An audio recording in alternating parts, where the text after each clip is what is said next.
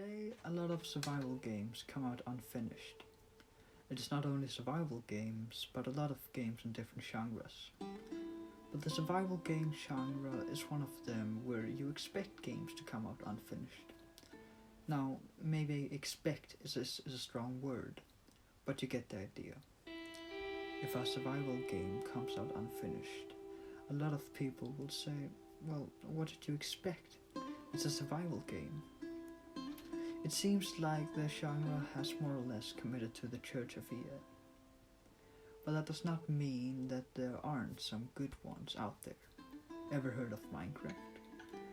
Even though I'm talking about survival games, that does not mean that I'm a fan of the genre. Actually, I more or less dislike it. Minecraft gives me too much freedom and art, but it's art. Though there is one game that I adore, one game that has given me a lot of company, and that game is Terraria.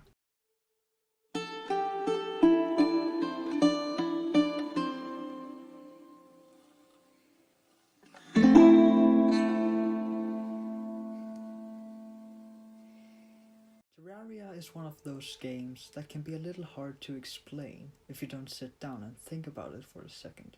And no, I don't mean that it is boring and that you have to stop every 10 minutes and ask yourself, what am I doing? Quite the opposite. When you play Terraria, you know that it's right. You feel like more or less a god. Even though some of the enemies can one-shot you and the fucking cactus trap damn it. You know that you'll get there. You know that in a couple of days you can easily kill those enemies and their mother, and with a little know-how you can survive those traps. When I watch a tutorial on Terraria, the YouTuber always makes sure to show you how good he or she is. I don't think that it's intentional, but it sure is there.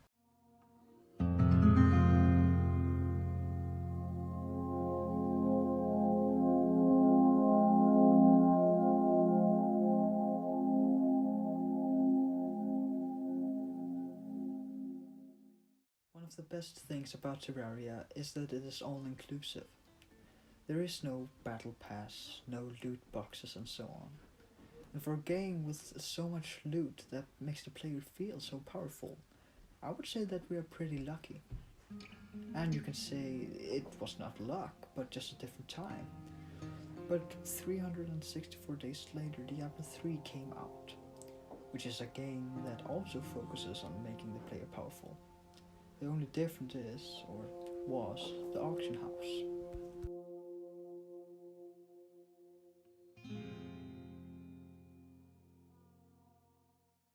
Finally, I want to talk about the mobile port of Terraria. It was how I and probably many others were introduced to the game. Playing on mobile was perfect, and the glitches, they were godly. So tell me, why the fuck did they change it to this mess?